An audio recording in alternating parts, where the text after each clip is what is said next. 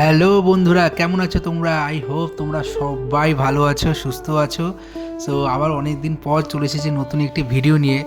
So আমি তো অন্যদিকে কাজ করি, তো সেই কারণে আমার এদিকে ভিডিও ঠিক মতন আপডেট দেওয়া হয় না।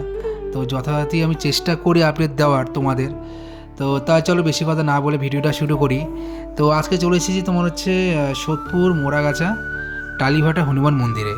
সো এখানে শুধু একটি মন্দির না, তিনটে মন্দির আছে। হনুমান মন্দির আছে, শিব মন্দির আছে, রাধাকৃষ্ণ মন্দির আছে। সো তোমরা সম্পূর্ণ ভিডিওটা দেখতে থাকো। আমি এই জায়গাটা সম্পূর্ণ ভালোভাবে তোমাদের কভার করে দেখানোর চেষ্টা করছি। সো তাহলে চলো ভিডিওটা শুরু করি। এই হচ্ছে মন্দিরের বাইরের দিকটা, আর মন্দিরের গেটের একদম উপরে আছে, মানে মন্দিরের গেটে ঢোকার একদম উপরেই আছে তোমার হচ্ছে মহাভারতের এক সুন্দর একটি দৃশ্য, যেখানে কৃষ্ণ রথ চালিয়ে নিয়ে যাচ্ছে অর্জুনকে। সেই মহাভারতের একটি সুন্দর একটা দৃশ্য এখানে ফুটিয়ে তুলেছে। মানে যখন তোমরা এখানে এন্ট্রি নেবে, সেই গেটের উপরেই আছে। এই মন্দির খোলা থাকে সকাল 6টা থেকে 12টা, আবার বিকালে 5টা থেকে 8টা পর্যন্ত। বাইরেটা তোমরা দেখে নিলে, তাহলে চলো আবার ভেতরে যাওয়া যাক। ওই দেখো তোমরা গেট দেখতে পাচ্ছ, তো গেট থেকে তোমরা যখন ঢুকবে, ঢোকার বাঁ দিকেই পড়বে হনুমান মন্দির। আর কি বলবো, চারিদিকটা এতটাই শান্ত মনোরম লাগলো, মানে কি বলতো না আসলে বুঝতে পারবে না। এই হচ্ছে হনুমান মন্দির, খুবই সুন্দর লাগছে মন্দিরটা দেখতে, কি বলবো এত ভালো লাগছে আমার দেখতে। আর পুরাণ মতে মানে যত রামায়ণের কাহিনী আছে, এখানে মন্দিরের স্ট্রাকচারটা বাইরের দিকে সেটা ফুটিয়ে তুলেছে মূর্তির মাধ্যমে। তো এবার চলো মন্দিরের ভেতরটা তোমাদের গিয়ে দেখাই।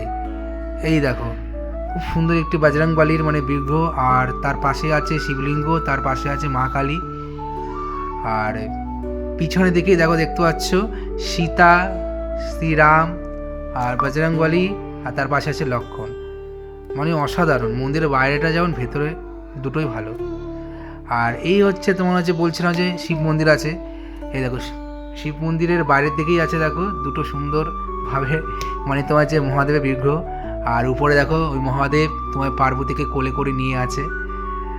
মানে খুব অসাধারণ লাগছে দেখতে, মানে এত সুন্দর মন্দিরটাকে তৈরি করে বানিয়েছে, মানে অসাধারণ। এই দেখো ঝুম করে দেখাচ্ছে মহাদেব পার্বতীকে কোলে করে নিয়ে আছে। আর এই হচ্ছে মন্দিরের ভেতরটা, তোমার হচ্ছে কত সুন্দর লাগছে দেখো। মহাদেব আর মহাদেবের পাশে আছে দেবী পার্বতী, আর পার্বতী কোলে আছে শ্রী গণেশ। আর পিছনে একটা বড় মূর্তি তোমার হচ্ছে মহাদেবের তৈরি করা রাখা আছে, খুবই অসাধারণ। মানে হনুমান মন্দিরটা যেমন বাইরে থেকে ভেতর দিয়ে যেমন অসাধারণ ছিল, শিব মন্দিরও বাইরে থেকে ভেতর দিয়ে অসাধারণ লাগলো। এইবার দেখো কি সুন্দর একটি দৃশ্য দেখা যাচ্ছে, গাছের নিচে শ্রীকৃষ্ণ বাঁশি বাজাচ্ছে, আর তার ঠিক চরণের সামনে আছে সুদামা, আর ঢোল নিয়ে আশেপাশেই আছে তোমার জগাই আর মাদাই। মানে কি বলবো, একমাত্র শান্ত একটি পরিবেশে শীতের সকালে তোমার এত সুন্দর সুন্দর মানে তোমার যে এখানে যে দেবদেবীদের মূর্তিগুলো বানিয়ে রেখেছে, মানে সত্যি আমার মন পুরো একদম মুগ্ধময় হয়ে গেল। আর তোমরাও আসো এখন শীতের সকালে, মানে কি বলবো খুবই ভালো লাগবে তোমাদের। মানে মুখে আমার শব্দ নেই, বলে বোঝাতে পারবো না, এতটা তোমাদের ভালো লাগবে। আর এত সুন্দর সুন্দর দেবদেবীদের মূর্তিগুলো দেখে দেবো, সত্যি মানে যে কারোর মন ভালো হয়ে যাবে। আহা কি সুন্দর লাগছে, বাহ। আর এখানকার যে অ্যাড্রেসটা, সেই ম্যাপ লোকেশনটা আমি ডেসক্রিপশানে দিয়ে রাখবো, তোমরা চেক আউট করে নেবে, তাহলে তোমাদের সুবিধা হবে।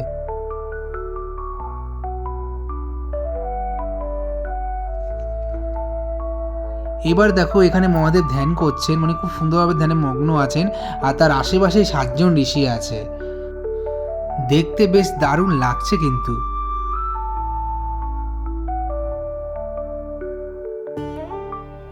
আর ঠিক তার পাশে আছে মহাদেবের একটি মূর্তি, আর তার পাশে আছে নন্দী, আর মহাদেবের উপরে আছে তোমার যে মা গঙ্গা। আর এই হচ্ছে পুকুরটি, তার পাশেই আছে।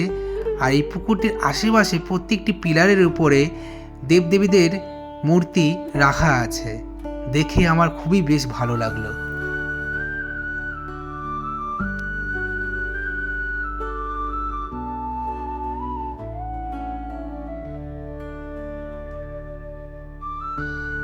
এই দেখো উপরে আবার কত মূর্তি দেখতে পাচ্ছি, মানে পৃথিবীর যত দেব দেবীরা আছে সবাইকে এখানে প্রায় বানিয়ে রেখেছে, কাউকে বাদ দেয়নি, বেশিরভাগই আছে।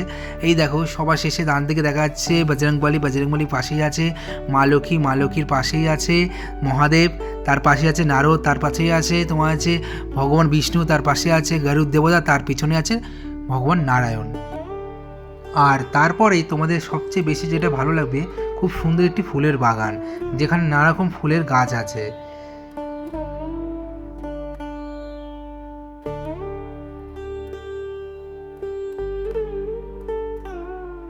এরপর চলে আসলাম রাধাগোবিন্দের মন্দিরে। রাধাগোবিন্দের মন্দিরে ঢোকার আগে দেখা যাচ্ছে গেটের উপরেই শ্রীকৃষ্ণ নিজের হাতেই দেবী রাধাকে সাজিয়ে দিচ্ছে।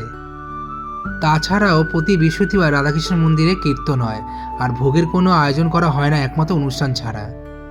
আর এই দেখো বন্ধুরা, শ্রীকৃষ্ণের সবচেয়ে বড় ভক্ত সুদামা পা নিজের হাতে শ্রীকৃষ্ণ ধুয়ে দিচ্ছেন। তাহলে ভিডিওটি ভালো লাগে সাবস্ক্রাইব করে দিও। তাহলে দেখাবে নতুন একটি ভিডিওতে। আজকের মতন এখানেই, বাই বাই।